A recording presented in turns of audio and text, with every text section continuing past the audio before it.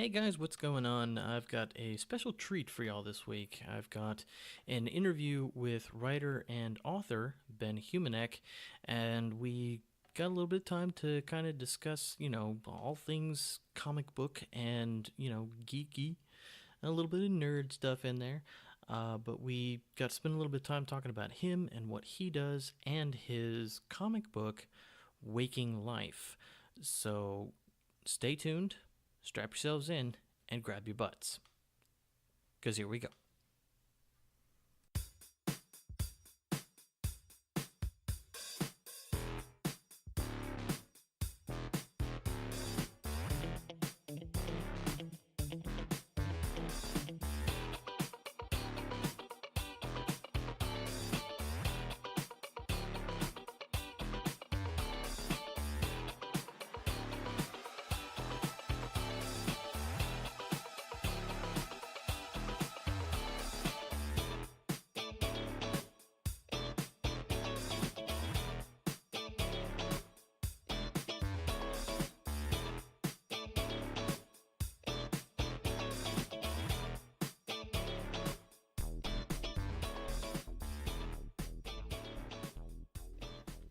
All right, so I'm here with Ben Humeniuk, and he is the author and artist on Waking Life.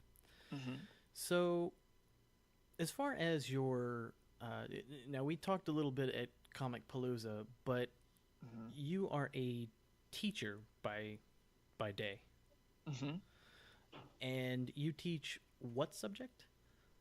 so I'm an English teacher. I teach writing and reading for ninth grade students in Conroe ISD, so just north of the Houston area. And also this year, the reason we met at Comic Palooza is because our district allowed us to do a special advisory class for kids interested in making comics. So twice a week for 30 minutes, I had kids come to my room and without a grade, we just worked on comics projects and created this kind of cool anthology and kind of looked at how do you cross over image and text and get meaning from that because it's a 21st century literary skill. So, give me a little background how you made that Mhm. happen. I have an awesome principal. I think that's kind of where it starts. She was an educator herself, and so I think she's really sympathetic to giving runway to teachers to try new things. And so when she kind of put out a call last year and said, "Hey, if you've got an idea for like a class that's like not a graded class, but you think kids might want to do it, let me know." And we got some traction with the comics idea. So she put some support behind it. I bought some curriculum from a couple that worked at the School of Visual Arts in New York. It's actually a complete, like, if you've never made comics before, soup to nuts. You go from zero to making a project within a semester of work. Oh, okay. And then there was enough interest from about 20 something kids to come and show up, and we're kind of trying to push it to the next level with this next school year. The kids that were in this class are going to a new campus, so we're going to try to start an after school club for them there to make comics and work on their stuff while also still keeping the comics advisory class for the kids at the ninth grade campus. Awesome. So, kids who had never even done comics Mhm. or and just and from a few of the kids that I had talked to at Comic Palooza are in Right. anime hmm and manga, and I think that's amazing because I remember when I hmm was in high school, manga being a huge deal for a lot of us, especially hmm anime, and I think it's awesome that hmm kids nowadays are doing that even more. Yeah. So, thinking they might allow you to do again next year. Yeah, yeah. It's a for sure. We'll be able to do the program again next year, and then the kids who are leaving my campus will still be able to do it at the senior campus. With this after school club. So the hope is that we get to keep doing Comic Palooza. We're going to go to a convention put on by Space Cadets. It's a local comic shop in Oak Ridge North. We'll be there in 2 weekends, and it'll be cool for the kids because one of the guests is Nathan Fox, and he's the artist for the Image series, The Weatherman. But Yeah. he's also the chair of a visual and storytelling MFA at School of Visual Arts in New York. So he's an educator too. So my hope for my students who are coming to the show on their summer break is to go hit up somebody who knows A, how to be a professional comics artist, but B, also who can give good advice to aspiring students. So it seems like a Oh, nice kind of confluence of factors that's there. awesome. I would love to be a fly on the wall for that. That I know, that right? I, and even some of those kids who probably won't know who he is. I mean, even even those that will would probably just be a little bit shell shocked by it. It's like, this is a guy who has made it, still an educator, and like, you might not do comic books, but I mean, just the foundation that you've built for an enjoyment of art and reading, writing, all of that stuff. It's a fundamental thing. Absolutely. And when we talked at Comic Palooza, when you told me you were a teacher and what you were doing, it blew me away, and I was like, oh man, that was the big thing about you that stuck out in my head. And it was like, well, no, he also wrote a comic book too. You need to pay attention to that as well. That's true. That's true. It's great for my kids because they get to see if I can practice what I preach. I'm like, well, maybe we should like start the story this way, or maybe you should like not use comma splices, and then they can take out my stuff and be like, okay, Mr. Humeniuk, oh, there's a misspelling on page 4 of this. Which was brought to my attention recently by a friend. They looked at a copy of Waking Life and they said, did you catch that one? What do you do for a living again? I was like, hey, man, just give me a break. Like, I had an editor on it. We both missed it. It's cool. It's fine. It's fine. Hey, if it were perfect, DC and Marvel wouldn't make mistakes. So there you go. Right. Stan Lee would not have had to offer no prizes in the 1960s if comics were supposed to be perfect. Exactly. So. Exactly. And if anybody's not perfect in his writing, it's Stan Lee, definitely. You go back and read some of his stuff, you're like, that sentence doesn't make sense. Yeah.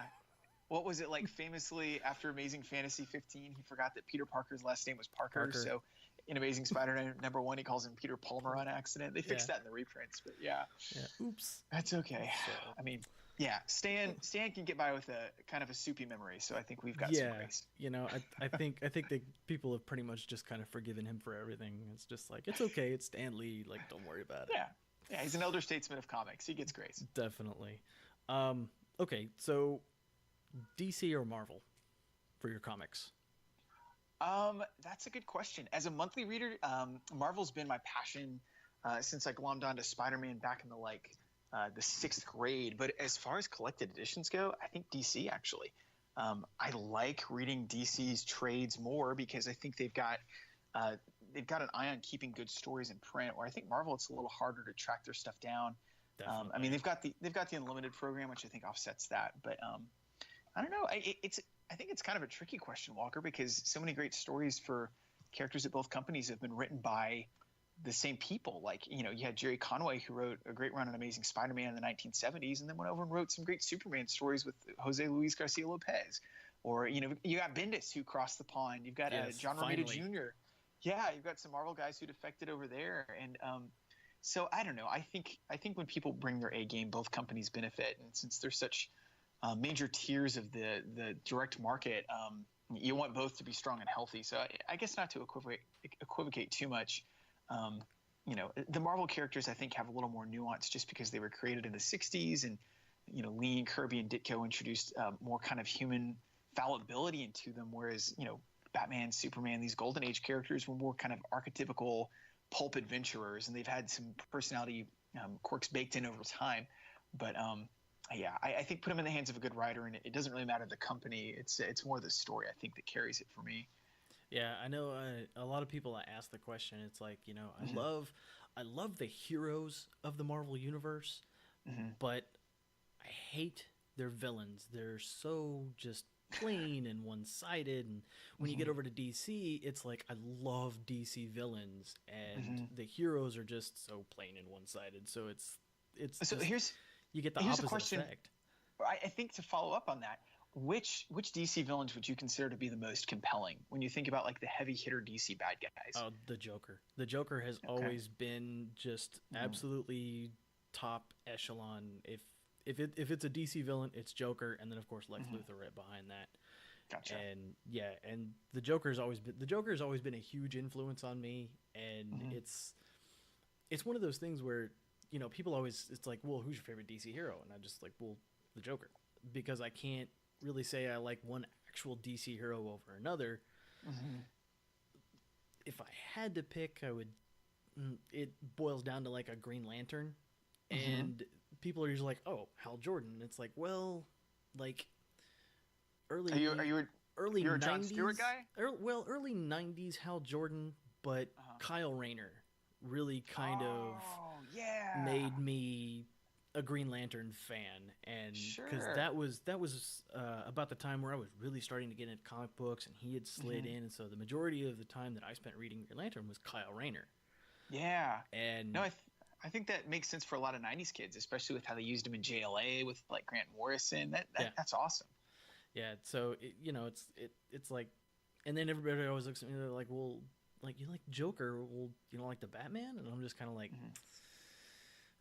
for a guy who has no superpowers but can literally beat the crap out of every DC hero, just like I understand you gotta have a guy like that. I get it, Uh-huh. but Yeah. that's just too much.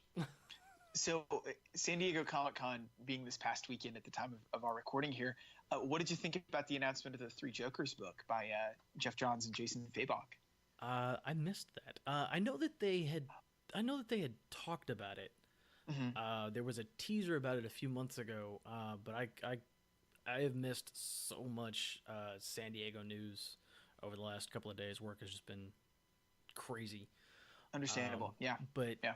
yeah, when they announced it, I was like, oh man, because when they talked about it in Metal, that was it. They talked about it, and it was like Hmm. there's three Jokers, and it's like, uh, okay, well, like where are they? Can we follow up on this? Yeah. So yeah, and it was one of those things where I just looked and it was just like, yeah, we threw that out there, and now we're gonna go over here, and everybody kept asking the same question. It's like, well, you mentioned three Jokers during Dark Side War, and then you mentioned it again casually during Metal. Hmm. I mean, what do you? It was just like it was one of those things where it got people like me just salivating over like we need this explained. Sure. So yeah, but anything Jeff Johns touches is just absolute gold for me. So that's Cool. Cool. Yeah, he definitely finds a way of pulling some great story beats out of like continuity snarls or kind of forgotten concepts, and that's a neat thing to see when he does well with that. So, yeah, well, we'll see how that goes. I'm curious, I guess from afar, how they bring that out and make a story out of it. But it's an interesting concept. definitely, definitely. Yeah, I'm completely interested to see as whether or not they play it off as three different Jokers from three separate universes that are just here, and now all Hmm. three of them are stuck here, or if Right. it's a trio that's been here for just forever. Because during Snyder's run, he teased that the Joker could be immortal thanks to the Lazarus Pit. Hmm. Hmm. So it was like, okay, well, is it just the one Joker or is it all three? Kind of like Yeah. in the Underworld series, Hmm. the elder vampires, one would be awake and two would be asleep, and so they Hmm. were leapfrogging through time, and it was like, has the Joker been doing that Right. for a little Right. bit? So it's like, it's Yeah, and it would seem to kind of explain the difference between the like weird whispering like psychopath of your like Grant Morrison and Scott Snyder runs, as opposed to the like gleeful petty larceny criminal of like uh huh, 1970s comic books and stuff. most It'll be definitely. interesting. Yeah. Okay, so what kind of comic books influence you the most? Um, that's a good question. I think there are a couple of basic ones that I keep going back to. Well, and maybe to modify that a little bit, it's probably more creators I think who have influenced me over the long run.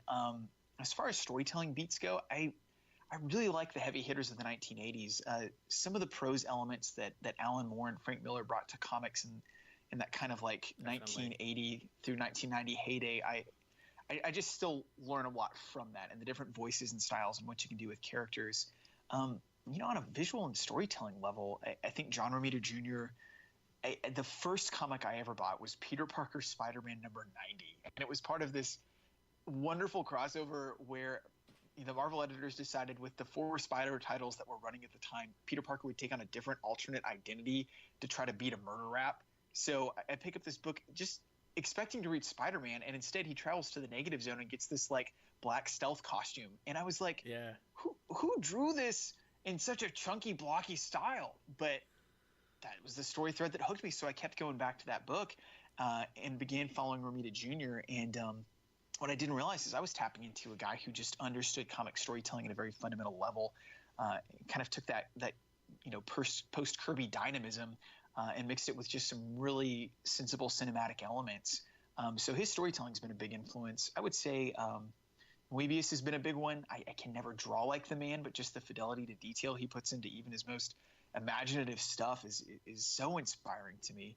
And then I think the whimsy that Bill Watterson put into Calvin and Hobbes informs a lot of where I'd like to go with my work. Always. And I mean, I'm playing in the shadow of Winsor McCay in his great strip Little Nemo in Slumberland, and so he's definitely a titan in my imagination as well. So I think different visual sensibilities, different bars of different heights to try to achieve, but hopefully with a little bit of flavor of my own.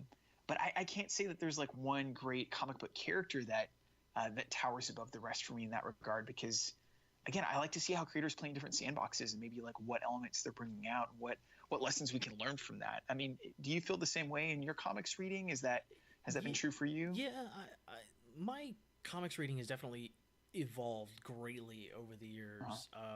When I first started reading comic books, late 80s, early 90s, and so everything was X-Men. Mm-hmm. And that was like the end of the Claremont era, right? Yeah. And that, and the cartoon had just started on TV, and so it was getting to that point where it was like everybody wanted to be reading X-Men comic books and all of this, and everybody was X-Men this and X-Men that, and so it drew me in. And as I started picking up X-Men comic books, all of a sudden I walked in one day and it was like I look on the newsstand and there's Venom Lethal Protector #1, and I'm like, Venom, and I'm going, Venom got his own Venom, really? Because I was watching the Spider-Man cartoon series every Saturday morning, and so I knew Venom from that. I'd never read any Spider-Man prior to that, and I picked up a Venom Lethal Protector #1, and so it was like, oh my gosh. And then it was Spawn was sitting there, and it was like Spawn #1, and my mom was looking at me like, you can't have that, and you can't read this story about this story. This hell-powered superhero here. Exactly. And it eventually got to a point where I did acquire one later on and didn't tell my mother I had it, and but you were hiding Spawn copies from your parents? Well, I had a #1, 3, 4, and 6 or something like that. I didn't get very many. But yeah, there were a few Spawn comics that I had stashed away with the rest of my books, sure. My Green Lantern, my Supergirl. Growing up, at the age that I did, I had a huge crush on Supergirl. That's awesome. Was that was the Peter David era, right? Where she wasn't a Kryptonian, she was like the Matrix kind of like creation. Is that right? Or is that wrong? Were you a Kara Danvers guy? No, it was the Kara Danvers was where I got into it. But yeah, it spawned, and for a long time I gave up reading comics and things like that, and things just kind of died off. And now that I picked up comic books, several years ago, I started off reading the Green Lanterns again and collecting Supergirl. I mean, and now my list every week is just ridiculous. I mean, I'm picking up anywhere between 15 and 20 books on the regular every week. Wow. So it's just, and recently I got into the Punisher. And I've never read a Punisher book ever, but when they started the storyline with him in the War Machine armor, I was like, I have to read this. That's interesting. Yeah. It was like, oh man, the Punisher is about to get more lethal, and I have to read this book. And he will not be a protector. He will not be Venom Lethal Protector. He will be very deadly. Very, very deadly. And so yeah, for a long time I gave up about half of my DC and my Marvel books and was starting to pick up a lot more Image stuff. And I've definitely gotten to the point now where, as a comic book reader, every time I see a #1 in the previews catalog, I look at it and I read it, and if that sparks me, it's like, yes, order this for me, and bring me a few copies as well, because I like to give things about 3 to 5 issues to decide whether or not I'll like it. And yeah, I've picked up a lot of the Redneck, super violent, super gory book, but it's absolutely amazing. Okay. I Hate Fairyland, which is Scotty Young. Yeah, Scotty Young, and it's completely ridiculous, but if something about it drew me in, and I went through the whole series, and the art is amazing because it's Scotty, and the story is so ridiculous that it's completely entertaining. That's awesome. That's a good place to be. It is. It really is. Oh, and I like how Scotty made the jump from drawing to writing his own material as well. I think that's a cool step for an artist to take. Do you feel like it was a successful experiment in that regard? Definitely. He stopped. He went on hiatus after number 13 or 14. And a lot of people were like, emailing him and tweeting him and like, hey, when is this coming back? When is this coming? Because when he went on hiatus, it kind of felt like an ending a little bit. And it was one of those where it was like, it might return, it might not, kind of this. And, it was like when he announced it was coming back, it was like, yes. And yeah, and that jumped him into, he writes Deadpool now. So, I mean, if you're working at Marvel, writing Deadpool, I feel is kind of like, that's really where you want to be. That's definitely a high value property for them. So it says a lot about their trust in his abilities. Yeah, that's cool. Definitely. And the majority of his stuff is so Marvel exclusive that it gives him a wonderful opportunity. He's going to be writing another book coming November. Name escapes me now. But I'll be picking that up too. It's one of those, it's like Jeff Johns. If Scotty's writing it or doing the art for it, I'm going to get it. And I do the same thing with Jeff Johns. If Jeff Johns is going to write it, there's a pretty good chance I'm going to get it. I didn't get any of the Aquaman stuff that he was writing for New 52, but I'm not an Aquaman fan. Hey, it's okay. I've got a friend, my friend Ian was picking up that run, and he said Johns really did a lot to kind of rehabilitate the character's image. And apparently Dan Abnett, kind of took up the torch from there and did well with it. But yeah, it's interesting. I think I love hearing you talk about how adventurous of a reader you are. Like you're willing to look at a number one and give something a try and really give it a few issues to kind of get under your skin or just kind of show that it's not worth your time. And I think that's what comics needs as a community is people who are willing to kind of put themselves out there and try some new stuff and then add that to the lists they love. Definitely. And as much as I love Green Lanterns and their stories and things like that, the current Green Lanterns book with the two characters they have in there, Jessica and Simon, the story has not been where I feel like it's entertaining anymore, but I continue to read it in the hopes that it will build to something. And just my Green Lantern collection is so large, the collector in me is like, I have to keep buying these books. I don't care if the story's bad, I just have to keep buying these books. That's all there is. I'm invested now. I gotta go. The same thing with Supergirl.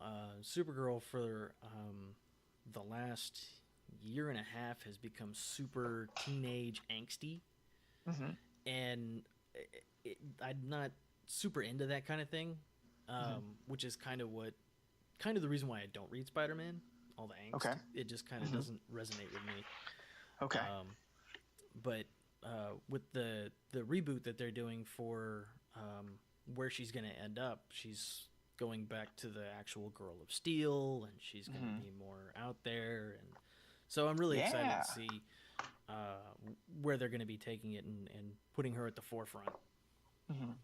Yeah, and that's prompted by Bendis's work, right? Where they've kind of got this space adventure thing, and she's going off to explore a little bit. That's cool. So, yeah, it's interesting to see what DC and Marvel have been doing a lot more these days. But like, there was a book that came out from Boom Studios. I think it was called The Backstagers. And that resonated with me because when I was in high school, I was in theater, and here was a book about a group of kids who were in theater, and they have a kind of a magical realm where the basement of their theater, the door to the tech room accesses this magical realm where just all of these things can happen, and they can go in and they can get anything they need for their props or sets or whatever, what have you. And so and it was a short-lived series. It was a mini series, which I kind of feel like is kind of a thing nowadays, especially with Image and Boom and Dynamite and things like that. Stories that become these mini series that I really get into, and then all of a sudden it's like, yeah, it was only 6 issues. That's tough. That speaks to me of kind of some risk mitigation, maybe. Like you've got a concept and you do it as a miniseries, hoping it finds an audience and that it can justify becoming an ongoing.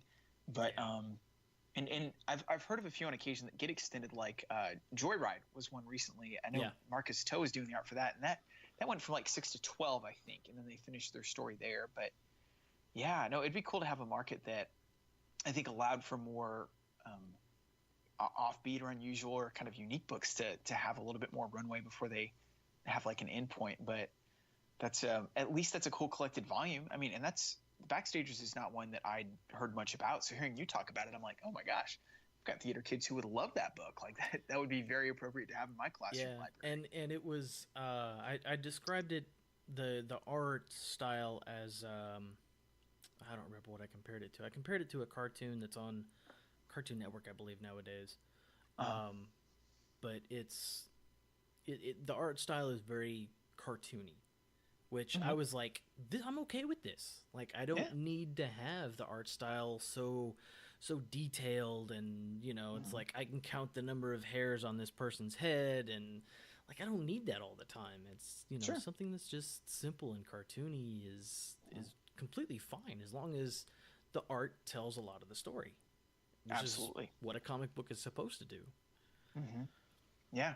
It's and I think it's neat that we're in a place where like more and more artists can bring variety to their styles like that. I mean, I think about like a good Jim Lee comic just looks fantastic. You want to dwell on each panel. He's really practicing illustration on a box by box basis. But then you go over to something like Lumberjanes, which has much more of that kind of fluid, Tumblr, Cartoon Network adjacent style. And it's doing a very different thing. It's light, it's open. The mood and the tone are very different. And it's cool that artists have those different avenues now to explore those palettes and those moods. I think the challenge is, and maybe you could help me think of this, I don't know who in North American comics does really well at like moving between those styles for different effects. Like being cartoony one moment for one kind of scene and then would be like more detailed and like dramatic for the next. Is there anyone who you can think of who does that well? I'm sorry if I'm turning all these questions around on you. I like a good dialogue. Here, no. Dialogue is always good. Yeah. I would say, as far as a publisher, Image is very open to just about everything. And like a perfect example of cartoony, I Hate Fairyland was very cartoony, and it's Scotty Young art, so it's very cartoony. And then you've got something like Redneck or Spawn, which is very, very detailed. And I think it helps for Image that they allow their creators to just be like, just go and do and create and make us money. That's all. We don't want to stifle you into being like, you can't say that. And that's kind of the thing that I feel is really great about some of the smaller publishers like Keen Scout Comics, Boom Studios, Dynamite. Dynamite definitely taking a lot of risks, taking cartoon series and bringing it to comic books, trying to get people to come to comic books. And hey, you like the cartoon, hey, we've got comic books over here too, like the Rick and Morty comic. Rick and Morty being one of the most popular cartoon series right now. We've got a comic book. Sure. And I don't watch Rick and Morty, but I kind of feel like the Rick and Morty comic isn't pushed. That, hey, this is also a comic book, you guys. There's different stories here going on as well. And I feel like that's kind of a thing that's missing. It's interesting. Maybe some of that's a store by store thing too, because who is it who's writing? I think Kyle Starks is writing Rick and Morty right now. And that's like an Oni press jam. And I think it does well for them, especially in trades, where you can kind of like walk into a bookstore and you can pick up a Rick and Morty trade and be like, oh my gosh, this is great.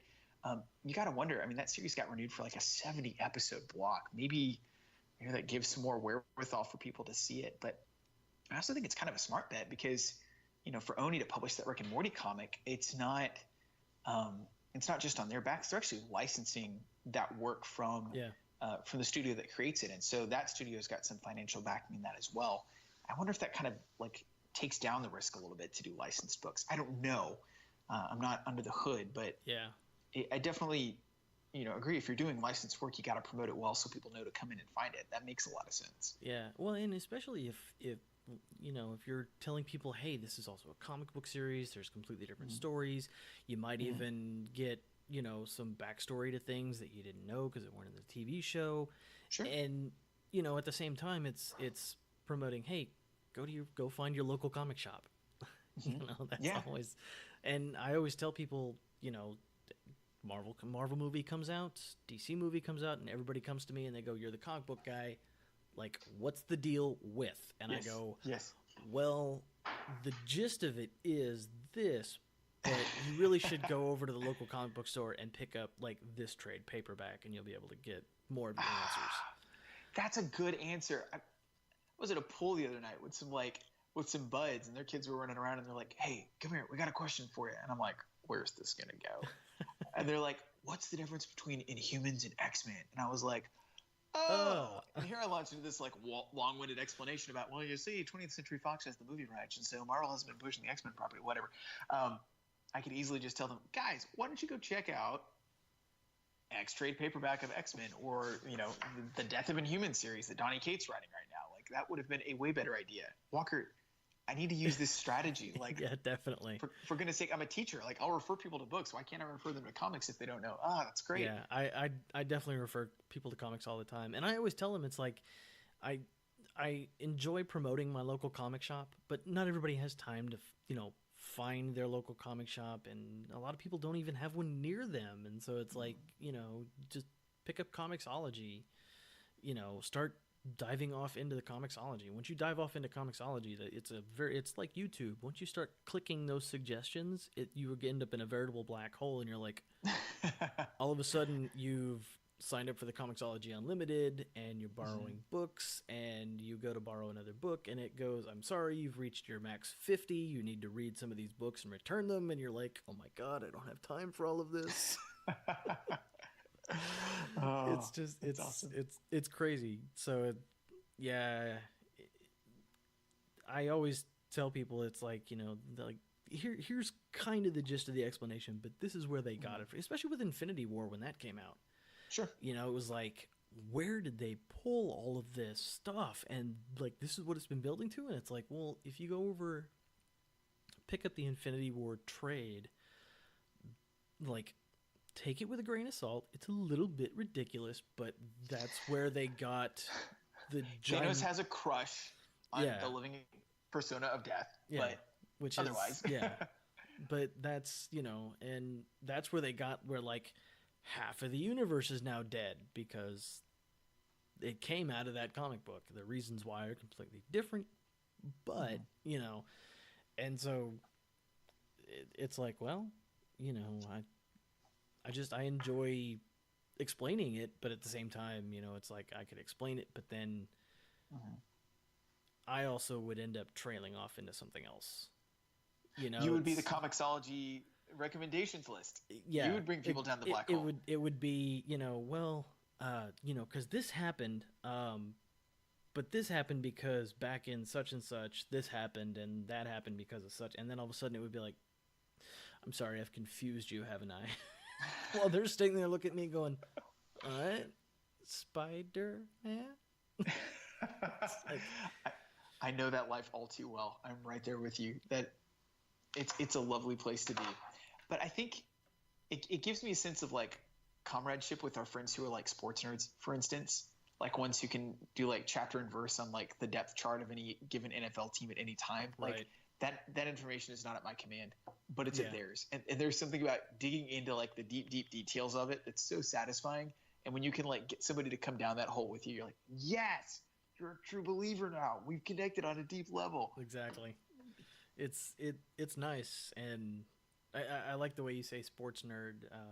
I work with people who are just so into sports, and I am not. I love a good hockey game. I grew up a Dallas Cowboys fan, and then my uncles turned me on to Dallas Stars, and hockey is just, it's like, oh man. So, I mean, I don't know all the stats and all, players' first and last names and their middle initial and, where they went to college. I don't know that kind of stuff. But Sure. I always tell people that the biggest thing you have to remember is everybody nerds over something. It's not just people over comic books. It's not just people over movies or, regular novels. You know things that most coaches don't know. You're a nerd. Absolutely. Absolutely.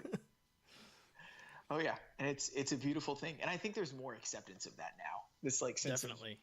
Of, I don't know. There was kind of this like interesting American phase in the like 50s and 60s where we got to be cool. We got to be James Dean. We can't like show our emotional investment in something, and I think that's kind of worn off a little bit. I think it's safer to be passionate about something. It almost seems like there's the pendulum effect though, because then you get into the question of like toxic fandoms, people that are so obsessed with the details about something, they feel ownership over it, and and feel very strongly upset about directions that properties go that they don't agree with. And I don't want to take our conversation too far down that rabbit hole, but I think again that maybe that comes back to the kind of reading that we're talking about doing, where we're being adventurous and we're trying new things. We're giving things time, and we're keeping an open mind to good properties. And if it's not for us, we say, yeah, it's not for us. That's okay. It's for someone else.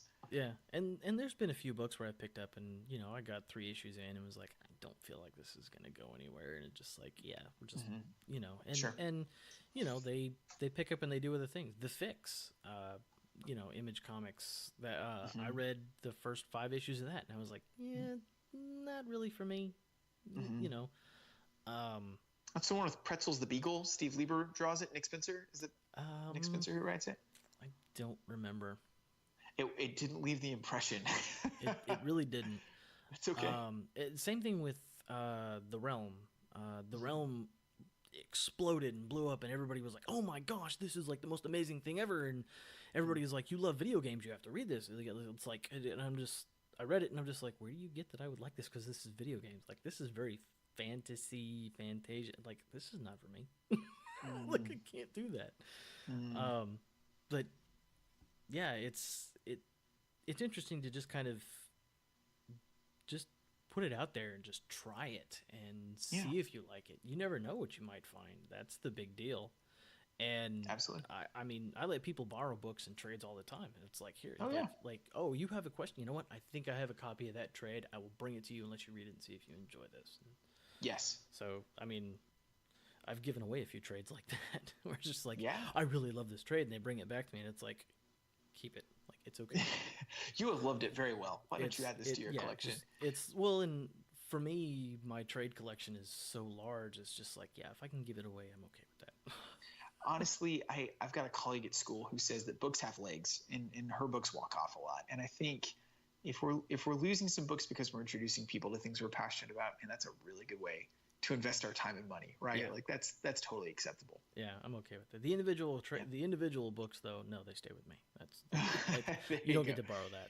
I'm sorry. There you go. You never know what that's going to be worth in 50 years. I understand that. Venom Lethal Protector #1, everybody. You can look, but you can't touch. Yeah, exactly. It's a nice, pretty foil cover, textured, and it's got that Mark Bagley art going on for it. Yeah, that 90s Mark Bagley. Like, so good. That goes nowhere.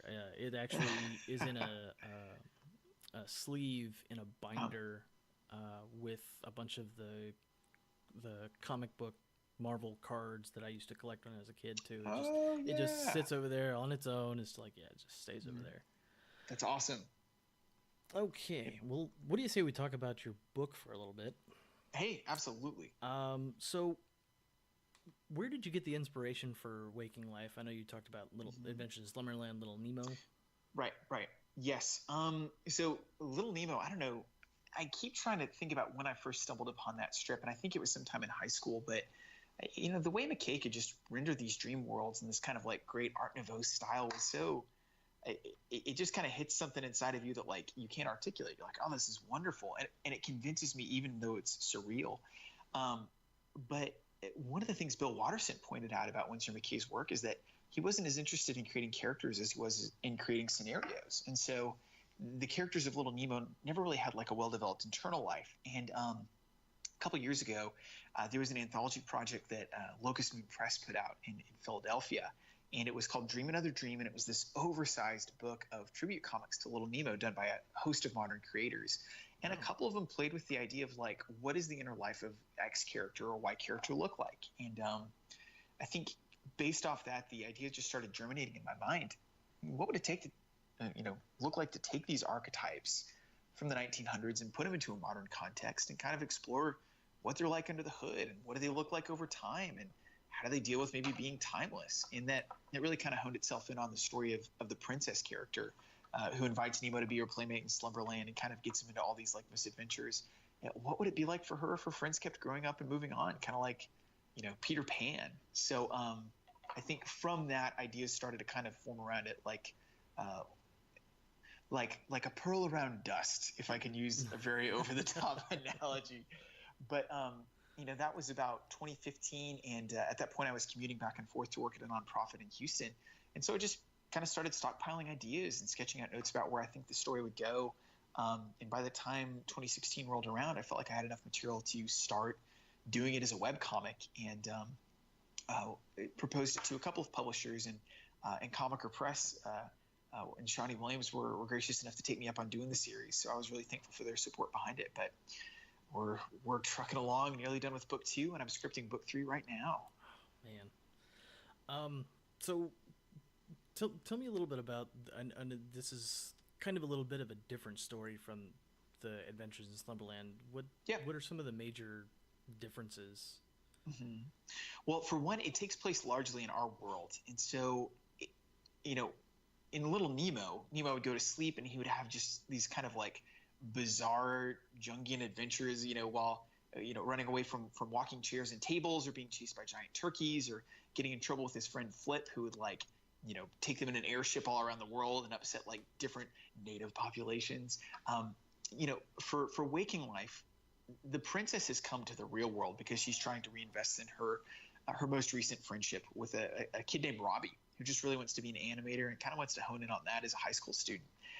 And so we're dealing a lot more with kind of less dream as like this kind of audiovisual experience that disorients you, and more dream as a metaphor for what do you want to go after in life? Like, what is important to you? What's essential to you? And how do dreams change over time? What do you do when a dream seems like it's going to die? What's the value of this intangible thing that you're kind of rehearsing in your mind night by night? So it's a little more concrete. It's a little less surreal, but hopefully it's still just as heartfelt, even though we're spending a little more time with the characters, in their minds and their interactions. Yeah, it really felt like definitely that the story was paced well. That it definitely didn't spend a whole lot of time building up and building all of these whys, and it moved along very well, and we got to the point where she came to the real world, and it was like, okay, now we've definitely got some story to build on, and just a million places to go at this point. So where do you go from here? Yeah, well, so by the end of the first book, the book that's in print, the princess has come to the real world full time. She's gotten permission from her father, the king of the dream realm, to stay here and understand what it's like to be a normal human girl. But every decision has a consequence. And so she has essentially opened up a door that other dream entities can exploit. And we established in book 1, there's a really hungry nightmare population that loves to prey on fear. And they're starting to get their act together in a big way, and they would really like to figure out how she got here, and to maybe do the same thing themselves. And there's a character called the Bane who we've just kind of introduced a little bit, but he's got some larger machinations, even beyond that, and he's got some ambitions for what he could do with the dream realm as a whole. So there's another shoe that's about to drop in a pretty serious way. So we're going to go from kind of high school teen dramedy in volume 1 to kind of like an epic fantasy adventure occurring in our real world in volume 2. Nice. Is volume 2 going to be bigger, I guess, or longer rather? It will be. Yes. Yeah. We're going to have a prologue chapter, which is already available to read online. It's called The Friend Eater, and it's basically drawn as a comic that Robbie drew as a kid. The main protagonist is his 10-year-old take on a comic version of an adventure he would have with the princess, and it kind of establishes what their friendship looked like before he got too old to care about that and wanted to be cool. And then after that prologue, it's a 5-chapter story that starts with a mystery at the school. Someone is trying to frame the princess for some misbehavior, and from there it becomes obvious who's doing that, why they're doing that, and what the consequences are of that attempt. Nice. Any tentative release date? So the way Comiker releases the material, I think, is really cool. A lot of Book 2 is actually available to read in 2 locations right now. You can go to Comixology, which we talked about earlier in the show. The first chapter of Waking Life is a free Comixology unlimited read. After that, every chapter is 99 cents. But everything except the last chapter of this volume are available to read on Comixology right now. So you can go start catching up with Book 2 anytime you want to. And it's also being serialized online at wakinglifecomic.com as a free-to-read webcomic. And I think there's about a 6 to 10 week delay between the Comixology release and the web serialization.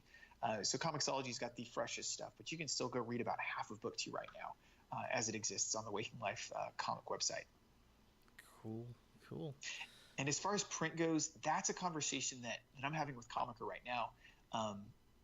Obviously I'd like to sell enough of Book 1 to justify a print version of Book 2. And I don't want to presume upon their generosity, right. That they'll automatically print a volume just because I'm here and I like to be easy to work with and a pleasant person. I want to make sure we're making this worthwhile for everybody. So hopefully if enough of Waking Life Volume 1 goes out, then Book 2 can come join it on your bookshelf. So speaking of the possibility of enough of Volume 1 going out, I know that the day Waking Life Volume 1 released on Amazon, talk about how excited you were when it went out of stock day of release. I was really pleased. I thought to myself, I have such wonderful friends and family. Because I think that people who really supported this work are people who've known me for a long time and know of my love for comics and know of my love for introducing my students to that medium and getting them excited about reading through that. So it felt really gratifying. I was like, oh my gosh, I think someone kind of was like, we can't buy your book right now. Are you sold out forever? I was like, no, there's more on the way. Like there will be more coming to Amazon. But if you go to Comiker's website and buy it directly from them, that's even more money in our pockets. So thank you for that. Right. But Walker, it was incredibly gratifying. And it was really nice. We had a person leave a review on the book as well and give some honest and genuine feedback. And I was like, my God, someone's reading this. This is a wonderful feeling. So it was incredibly gratifying. And at this point, I think Amazon does have some back in stock. So it can be ordered through them. But I'll say this too. I'm selling copies to people directly with a signed and sketched element in it. And so I'm happy to do that for anybody who wants one. I know. Yeah. That was when I pre-ordered the book, and the day of release, I was like, no, it'll show. It's coming up, and I went out of stock. Yeah. I was like, oh no. Because it's going. We don't know when this will be back in print, and I'm like, no, I can't. Like that's not going to work for me. Don't do this, Amazon. Yeah. No. Hopefully that says to them that people want the book and that it's worth keeping around. So. My guess is that when they restocked, maybe they put a few more in the warehouse for this one. But yeah, thank you for helping let them know that was something you wanted. Oh, definitely. Cool, yeah, when you said, hey, I've got a few copies, and I was like, oh yes, and yeah, I went on and canceled the thing from Amazon, and they've got a thing where you cancel the pre-order. It's like, why did you cancel the pre-order? I was like, well, because you ran out of stock. Right. So right. Any thoughts about maybe a Kickstarter if it doesn't work out to go for Volume 2 to print? I don't know. I think that would be a conversation between myself and Comiker. But at the end of the day, I feel really well taken care of by them as a publisher. I'm thankful for the input they give into the book and the support they give it. So I trust their best decisions on this one. If we decide that it needs to live as a digital entity for the next volume, 2 volumes, I think that's okay. It may well come around at some point later down the road that it comes into print. I don't want to cast doubt on the future of the book too much. I think there's been enough of a response so far to book 1 to really make me feel encouraged about book 2 going into print. But yeah, that's it's just one of those conversations as an author where you want to talk to your publisher and say, what are your thoughts on this? We want to have this conversation. We want to nail it down so we can set expectations. Exactly. And I'm confident that's going to go well, and that's going to be an encouraging situation. Yeah, and you're hungry for it, and that's the kind of thing that I think a lot of writers nowadays they're hungry for it. They want it, but like they're kind of intimidated by a lot of these publishers that are like rejection, and you finally get that one publisher that's like, yes, we will publish your book, and they're like, all right, we'll sign you for the 2-book deal, this and this, and like we want to do this, we want to print this, and they're just overwhelmed by it. And I mean, if you're, especially since your book is digital and that Comixology picked it up, that definitely says something about it, because Comixology doesn't pick up everything. Yeah. And they pick up a lot of stuff, but they don't pick up everything. And there's stuff in there that I know exists and is out there, and is like, why isn't this on Comixology? There's a comic that pops up on Kickstarter every now and again, and I think it's Home Again. Homestuck? No. No, Home Again. Okay. I want to say it's like Home Again. I always fund him when he goes through. He'll pop up every now and again. I want to say he's on issue like 5 or something like that. Yeah. And I always get the digital version. But when it comes down to it, I always like watch till get like if he gets close to the end, it's like I'll kick him another $10. But I always had him send me a digital version. Yeah. But yeah, I absolutely love Kickstarter and funding books through Kickstarter, and it just like it makes. I feel like if I won the lottery, that's what I'd do. I'd be a publisher. You would take, well, that's kind of like, are you familiar with Koyama Press out of Canada? Yeah. That's Annie Koyama's story. She didn't win the lottery. She beat cancer or death and had a whole bunch of money saved up, from fighting illness that she used to fund a whole bunch of cool arts comics people. But dude, that'd be an awesome thing. That's a great way to support the community. I would absolutely love that, and it would be picking up artists and writers like yourself, putting them together and be like, create something beautiful. And this is where a partnership with Comiker is so beneficial for me as a creator, especially one who's stretching his legs and figuring this out. They take my book, they format it, they upload it to Comixology, they upload it to Amazon, they upload it to Hoopla, to Drive Through Comics, they market the book, they get word out about the book, they put it out for reviews, they take it to shows. Like there's a lot of support that comes with it, and I think you always want a tangible version of the thing you've worked on. But there's more than one way to get it into people's hands, and I think one thing that's kind of become clear through our conversation is digital is such a strong route for that, and that's not a second fiddle kind of scenario. I mean, there are even books that do better in digital than they do as single issue floppies. Yeah.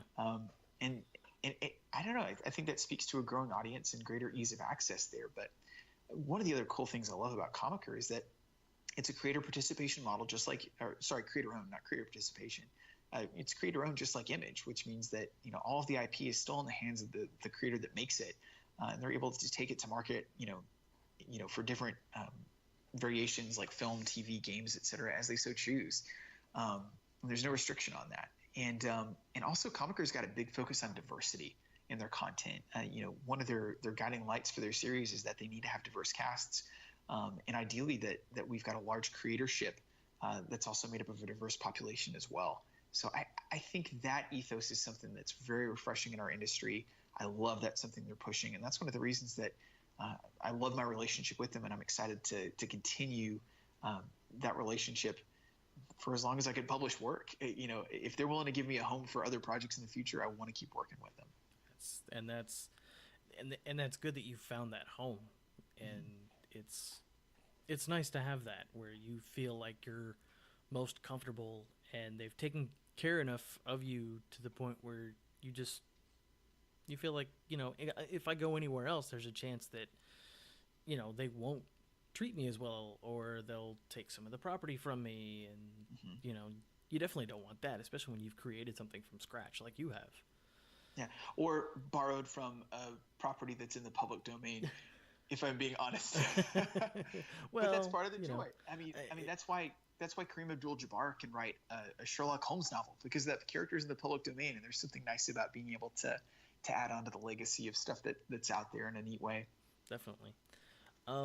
So I've seen a couple of your tweets where people are looking for artists and such to help them work on projects. Is there anything else that you've been able to snag and get a hold of that you're working on?